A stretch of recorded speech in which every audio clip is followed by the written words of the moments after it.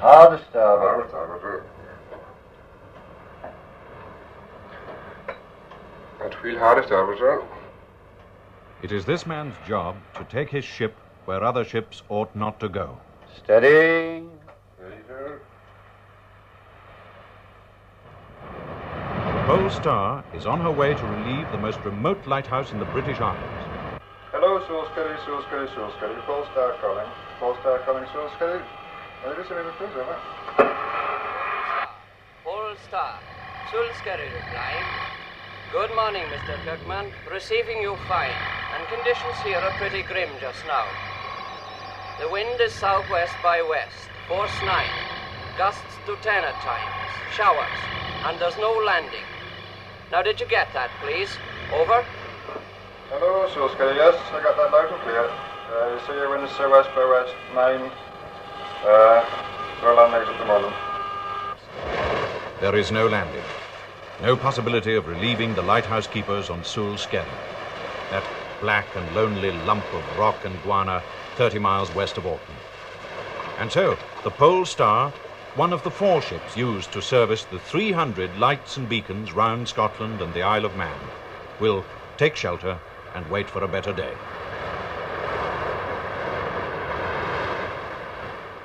Soulscary was made by the birds, for the birds. The soil they have created holds hazards even on the short journey to empty the crude lavatory pail. 2 of the 3 lightkeepers have been on the rock for 6 weeks. One will go home tomorrow, if the Pole Star calls.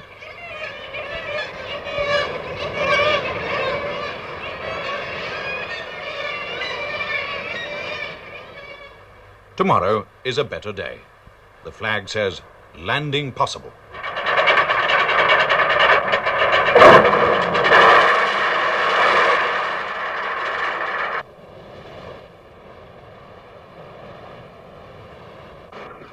Right, boys, load away together now.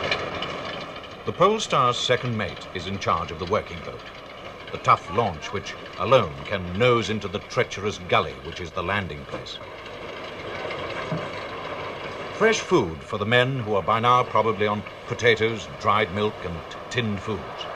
But there's plenty of these on the rock. The lighthouse, like Soulscary, is stocked with water for a year and food for 14 weeks. For the principle of relief is that if the Pole Star tries for a landing on 5 successive days and fails, the relief is abandoned for 3 more weeks. After all, the Pole Star has other lighthouses to service to ensure that, if possible, the lightkeeper's rota is maintained of 6 weeks on and 3 ashore. This relief keeper is back from his 3 weeks' rest. Let go now, boys. Go ahead, Willie. All for you. All for you.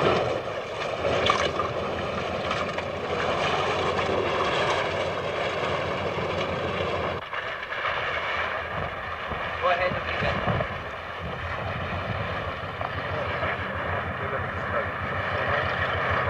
Easy, Willie.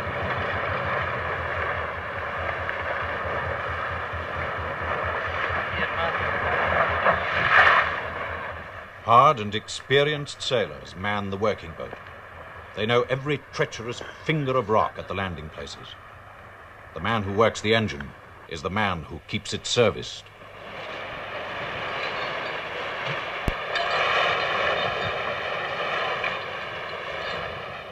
The boat reconnoiters, and the mate decides that a landing in the gully is possible. So he moves far out to drop a holding anchor at the end of a stout rope.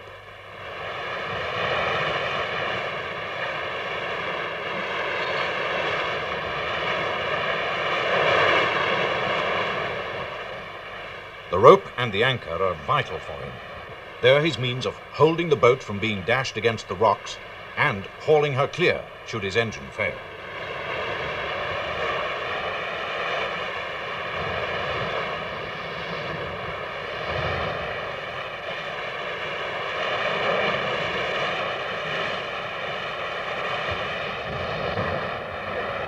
Well, I wanted something with another length thing. Listen, it's right in the hole. Go ahead, Willie. Oh, that is.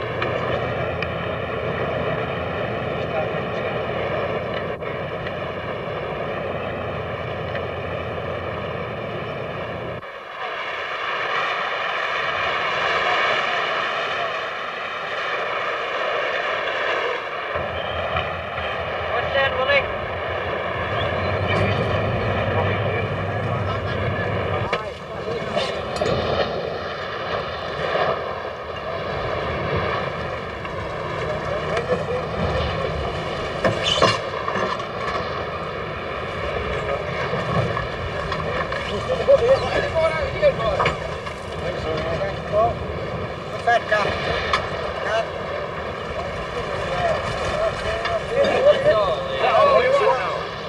Dick, will you come out?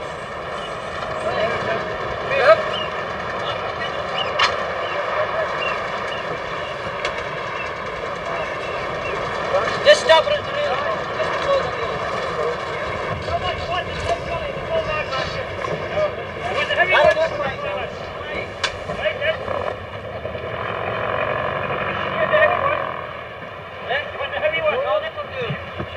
Yeah, make that end fast. Here, Clint, and take more weight than that.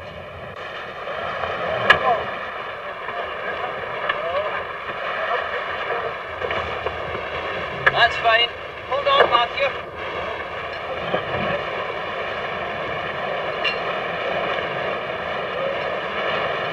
You'll have to play her today, boys.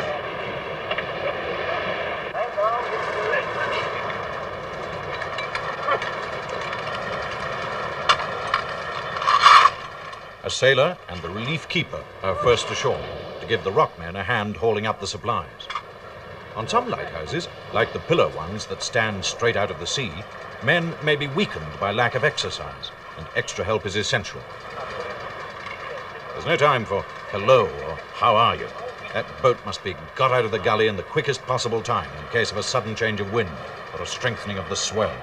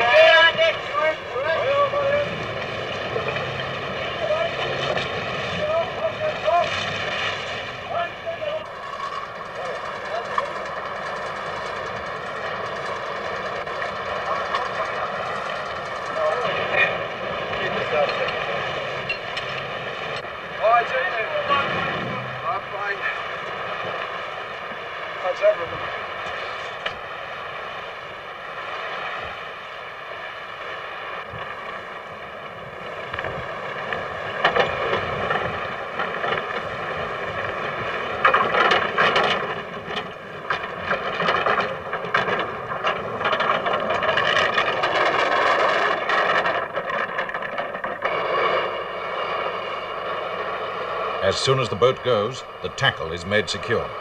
Any accident to it could make the next landing extremely tricky. And then the stores have to be got up to the lighthouse. Today, Sulskerry has a petrol engine to haul the loaded bogie to the top. In other days, the supplies had to be taken on men's backs.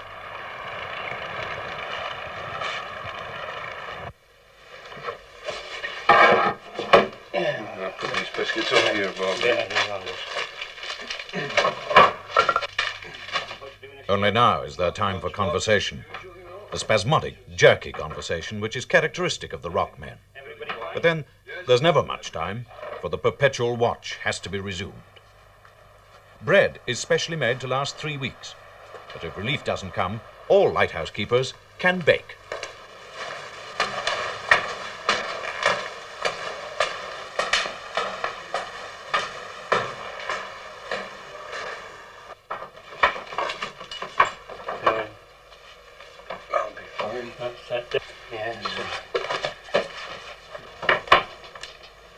I think that's everything now, Bob. Yeah, that's a lot now, Angus. That's us finished for the day. Like a trip, when you coming out? Not too bad, Bob, considering, you know. I didn't think I would see you there at all, like. No. No. Sea boy this morning coming out, everything 7:30. All right, enough. I didn't. If you're in danger of being isolated for 6 weeks or more, you have to be able to cope with any emergency. Against the worst, rock lighthouses are supplied with coffin boards.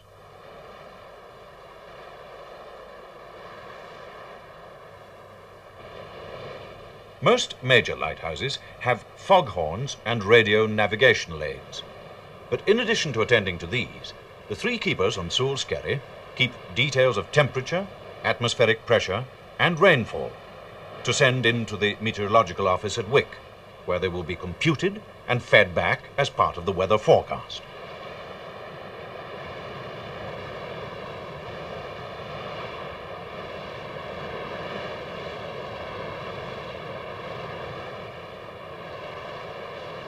Hello, Wickmed. Soulskerry calling. Are you receiving me, please? Over. Soulskerry, Wickmed. Hello there, Ewan. I'm not receiving you too well. There's a lot of background interference, over. Hello, Wickmed. Good afternoon, Ian. I'm receiving you loud and clear. You say you're not getting me too well, but I'll just carry on with the 1500 observation and hope that you pick me up not too badly. And it's 010 commencing 81113 and 88720. Did you get that okay, Ian? Over. Soulskerry, Wickmed. Yes, hello there, Angus. I got that okay. Got some rain and snow, which is coming up from the south. It may well affect you as rain this afternoon, before we go into the westerlies tonight. So I think that's all in just now, Angus, and we'll hear you at 20 to 6. Over. Hello, Wickmed. Yes, Ian, got you loud and clear again, and you got the message okay. That's fine. Housekeeping is meticulous in the round living room 2 stairs up. Normally, the principal lightkeeper is excused from cooking. Snow in the north and rain in most other districts. Shifts are 4 hours on and 8 off. For the men off, there's little to do. Two-handed card games are limited. Nowadays, television helps. See what I have myself here. That it? That's it, Bob. Yes, that's some forecast, Angus. No, great, Bob. That's a good job, just the same with the winds away around into the west, boy. Aye, but hung around here, would you? And there are endless cups of tea. Tea made from the left-hand kettle. The one with the string is salt or rainwater for washing and washing up. Despite the potential dangers on a rock station like Soulskerry, serious accidents are few and far between. I have seen only one tragedy, and that was when I was the principal keeper on Soulskerry. We lost one of the assistants. He went for a walk one afternoon, and he failed to come back, which we didn't notice this until it was time for tea at night time. We thought that he had fallen asleep. It was a very warm day, and he possibly had been sunbathing. When we missed him at tea time, we went out and searched for him. We didn't find him, and we searched all that evening. It was 8 days later before we found the body in the Duncan's Rock Gully, and we presume that he had fallen into the one part of the gully, and the body was only dislodged when the swell started to get up in the sea. There are in all 72 manned lighthouses around the Scottish coast. They and all the buoys and beacons, except those in the river estuaries of the Forth, Tay and Clyde, are under the management of the Commissioners of Northern Lighthouses, made up of the 2 law officers, the Sheriff's Principal and local authority representatives. Their money comes from a levy of 1 5 per ton from every ship calling at a British port. Their policy is one of constant modernisation.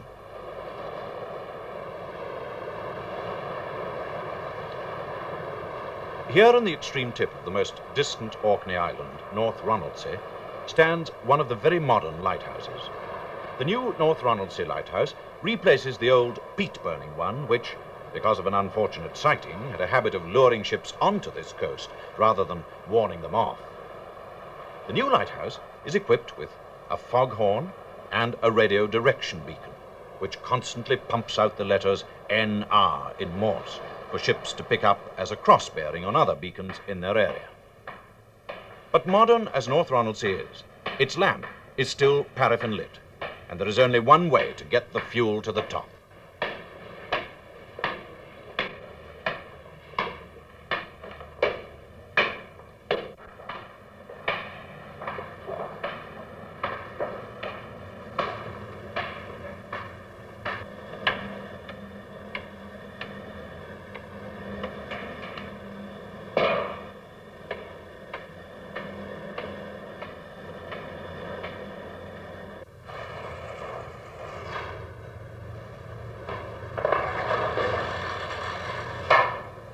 Most lighthouses still work on the vaporized paraffin principle. There are several reasons for this. There's less danger of failure, for one thing. For another, the penetration of the magnified paraffin light is hard to beat.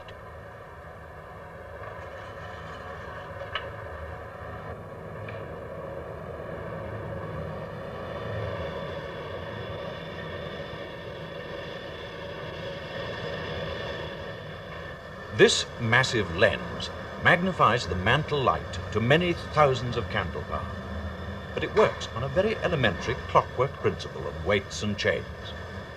It revolves at an incredibly accurate rate, as it must do to give North Ronaldsay light its flashing frequency of 1 second flash every 10 seconds.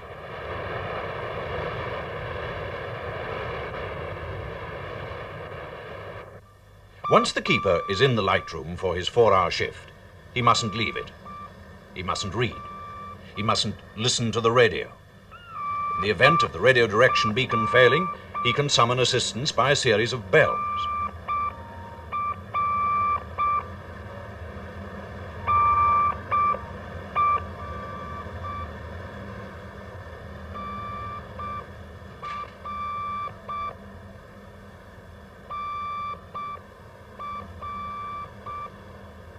That lens must never stop.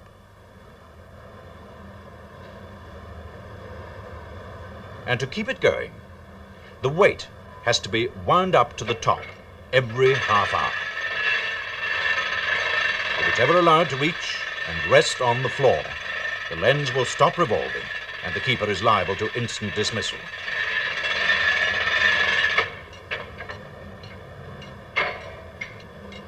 This ratchet is a safety device. If the weight approaches the floor, the ratchet goes silent. And if that silence doesn't waken a dozing watchman, the next safety device will.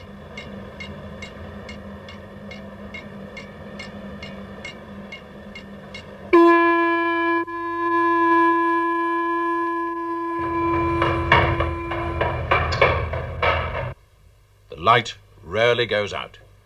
Once, when there was a mechanical failure, the keepers kept the lens revolving by hand for 17 long winter nights. Such dedication comes not only from long training, but also, as in the case of Dan Mitchell of North Ronaldsay, from generations of service. I am the 5th generation of my family in the lighthouse service. My great-great-grandfather was at the building of the Belrock Lighthouse and got the opportunity of joining the service after it was completed. I have been 26 years on the lighthouse, in the lighthouses. I joined when I was 17, and during this time I have been to about 2/3 of my time on rock and island stations. This, of course, is an island station, and we have our families with us on it. The station is on the most isolated of the Orkney Islands. And although we are a community within ourselves at the station, we are also part of the island community. There is a school on it with 17 children attending it, and to this school go our children from the lighthouse. For the shore station wives, family life is easy compared with that of the rock families. Linda was only 2 years old when Dan was promoted to principal, and the station was Soulskerry, which is a rock station, meaning that he was 2 months away and 1 month at home, which we were there 4 years, so she only really saw him 4 months out of every year.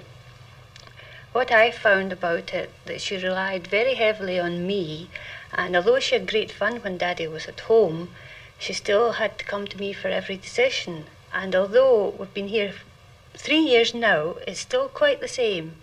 Although Daddy says she can do something, she must always come and get Mummy's permission first.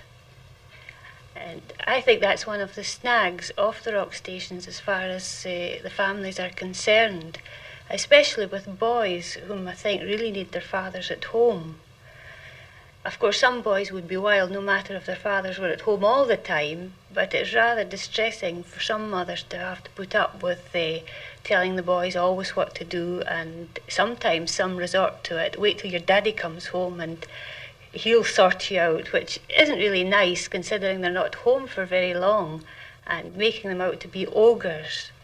Another snag with being at in the lighthouse service in a whole is the children have got to change schools every time we get a shift.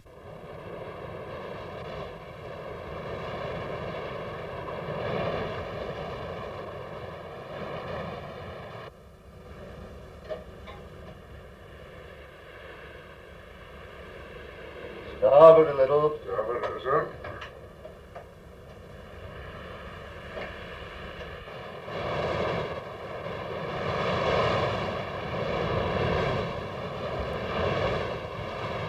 To keep the sea routes safe for shipping is the pole star's job. That can include anything from dealing with dangerous flotsam to servicing 188 beacons and buoys around the coast. Today, a fault has been reported in the 70-ton barrel of butter buoy, which flashes day and night off the jagged shore of Orkney. The buoy gets its name from the treacherous little island against which it warns shipping. Starboard a little again. Starboard a little again, sir. An island which a seal hunter once rented from its overlord for 1 barrel of butter a year.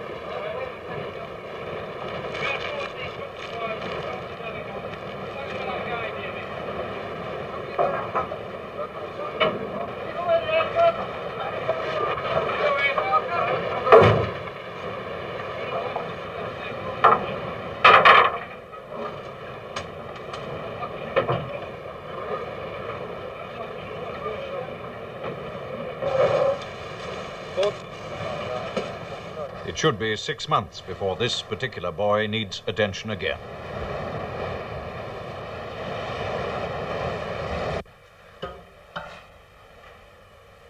Back at base, spare lamps are on permanent test.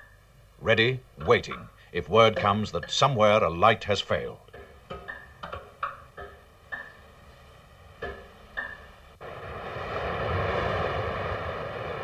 And now, en route for the Flannach Isles, 20 miles west of Lewis, right out in the Atlantic.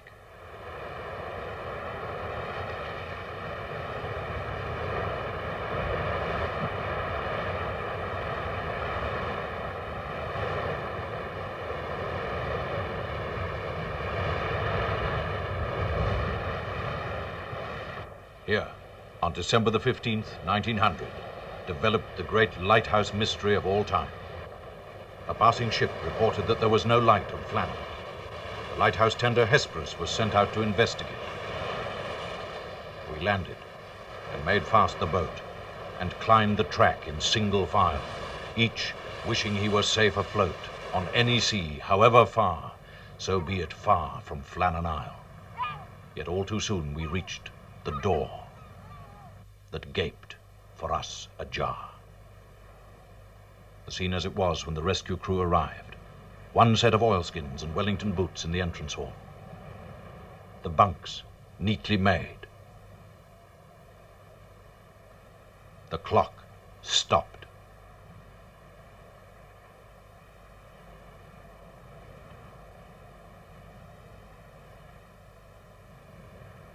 A table from which somebody had got up in a hurry. Oil lamps trimmed. We seemed to stand for an endless while, though still no word was said. 3 men alive on Flannach Isle, who thought of 3 men dead.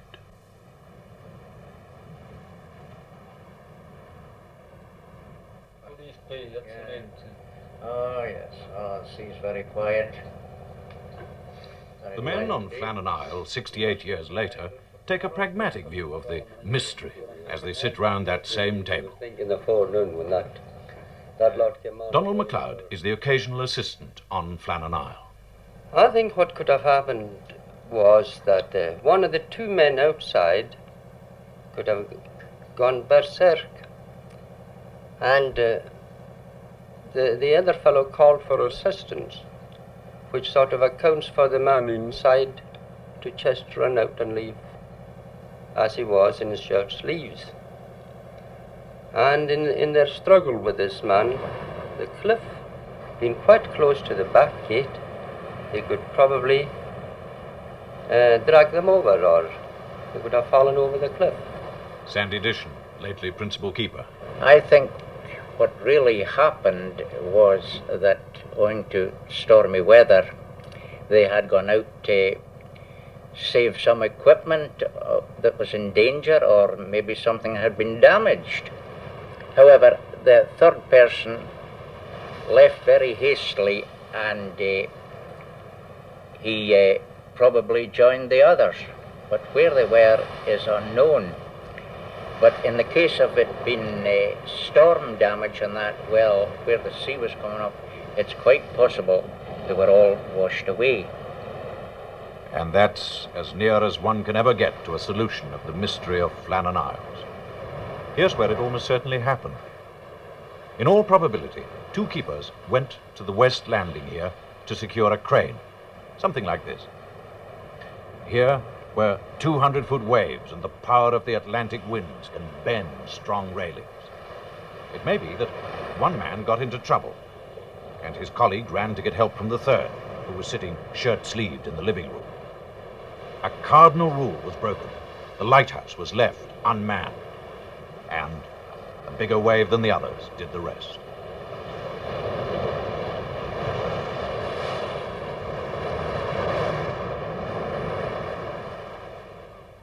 In high summer, the Flannans are a haven of peace.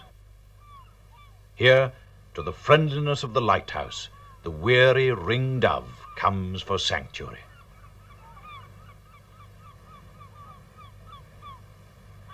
the lighthouse, which stands sentinel over aged dwellings, one of them referred to as the temple, whose ancient origin no one knows.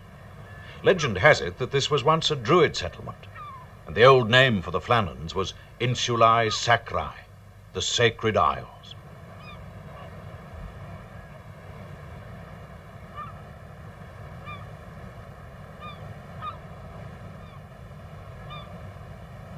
As rock stations go, the Flannans are reasonably comfortable. Here a man can at least stretch his legs.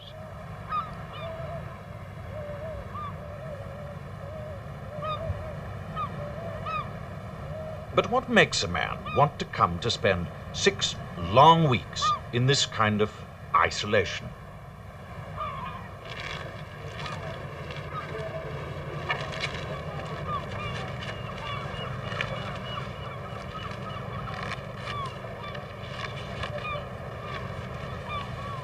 I was at sea for 11 years before joining the lighthouse service. I was single then, of course. First trip after I got married lasted about 7 months, so I thought in the lines of getting a job ashore. The lighthouse service seemed to be a natural choice. It's run the much same lines as a ship, watchkeeping and so forth.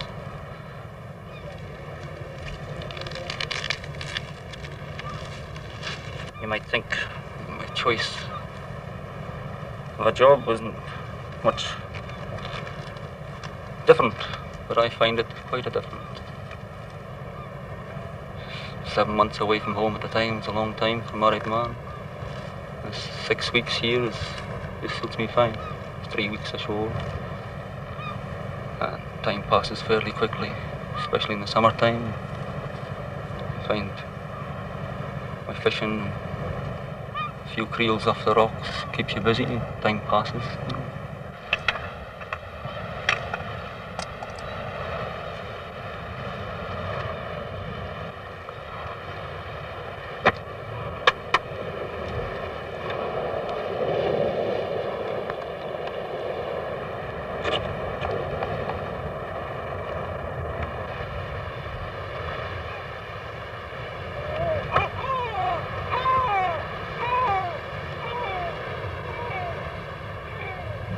This is fishing the hard way, but the occasional fresh lobster is a welcome change from lighthouse diet.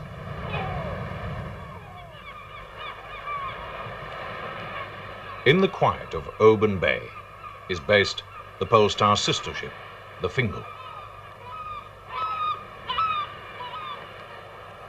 But from here, she services Skerryvore, the pillar lighthouse that stands 30 miles west of the Mull of Kintyre.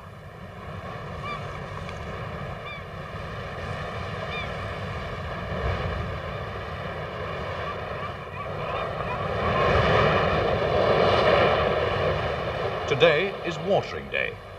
The relief begins at first light because the 1,000 gallons of water and the 1,200 gallons of oil can only be landed while the spring tide is favorable. That is for a mere 5 or 6 hours. They say that Skerryvore is the most beautiful lighthouse in the world, but it's in a terrible place. And you can imagine how ugly it would be on a dark night with high tide. The reef itself extends to 7 miles, and the lighthouse was built by Alan Stevenson, the uncle of Robert Louis Stevenson. 50 years up to the time of it being built, there are records of 31 wrecks on the reef. But of course, these are only wrecks that they have records of.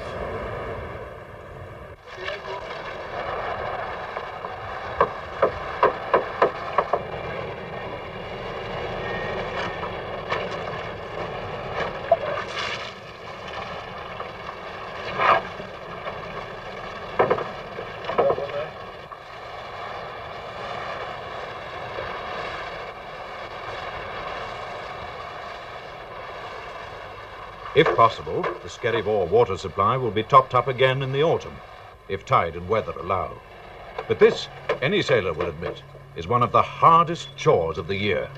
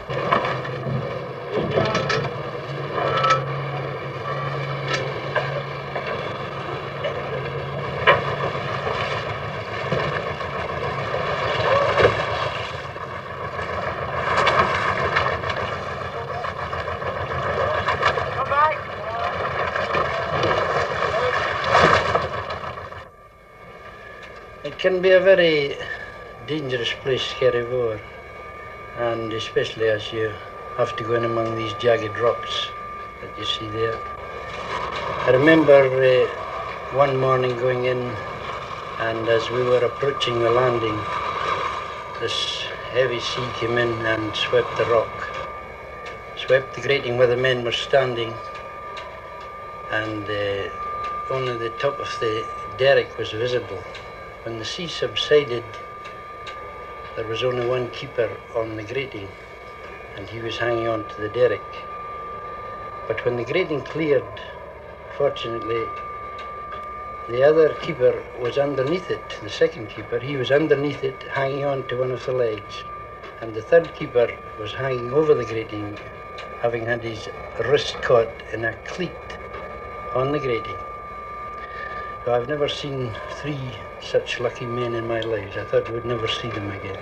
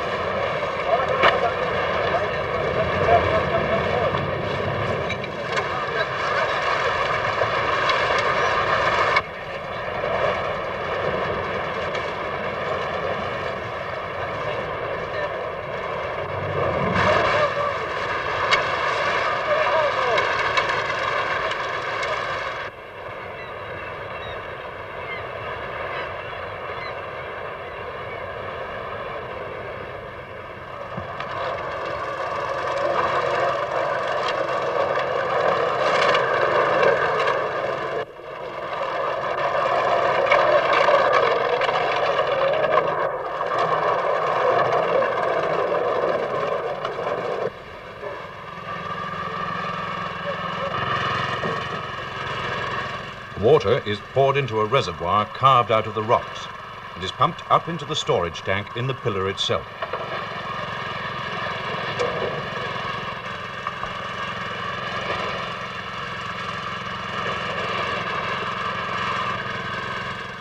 You can't just slip out with a pitcher to the reservoir when 100-foot waves are lashing the reef. And in any case, your front door is 25 feet up.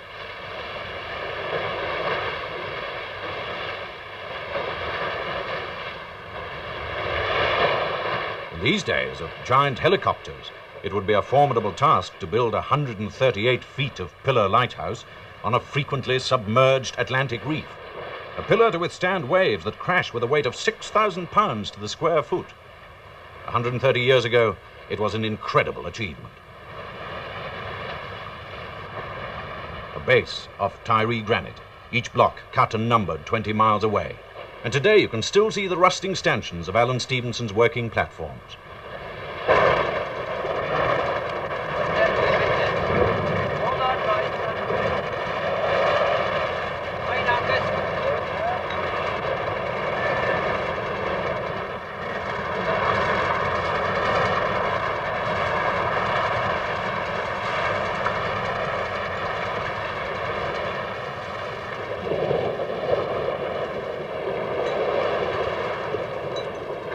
Here, for the first time, a new system of oil landing is being tried out.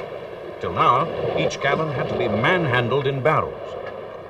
A huge tank is fitted into the working boat, and the oil is pumped into the lighthouse storage tanks. A system that may one day be applied also to water when it has been proved in rough weather.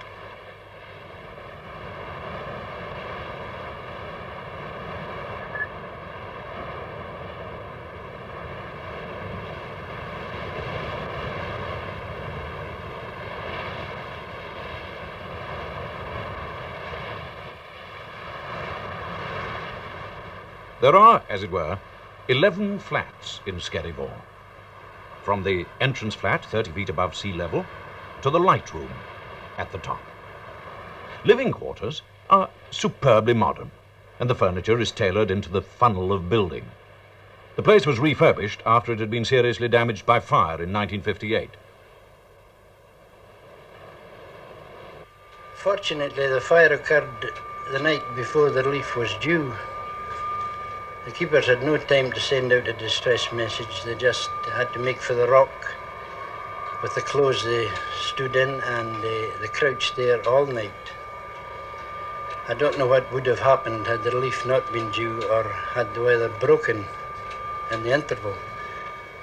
But when the ship arrived on the relief day, it was still smouldering, of course. But there's a funny story connected to this.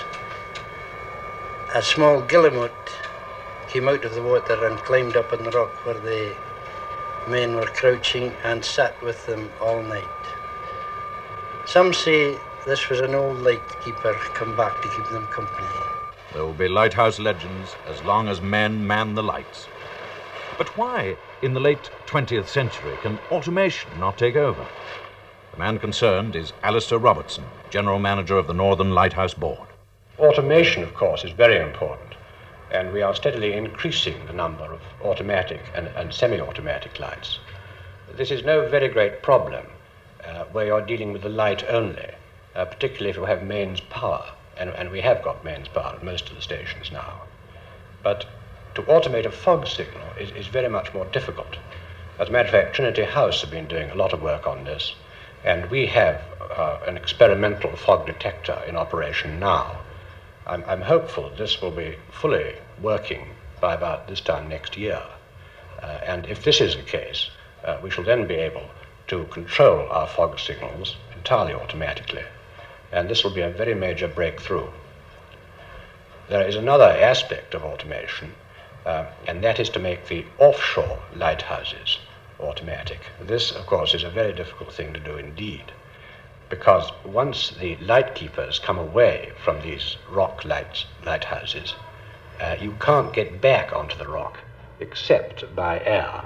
You can't get back by sea, not as a regular routine, because the sea conditions just don't allow you to do so.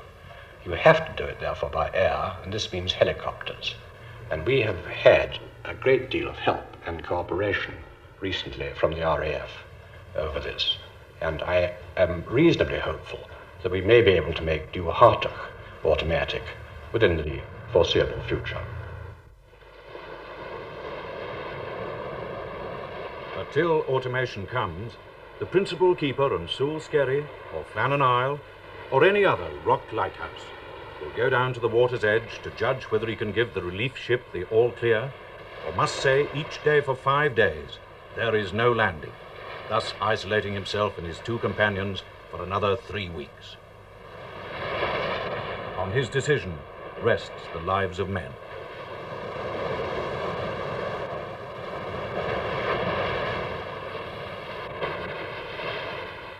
And till automation comes, men on the Pole Star and her sister ships will take every reasonable chance to service the keepers of the Northern Lights.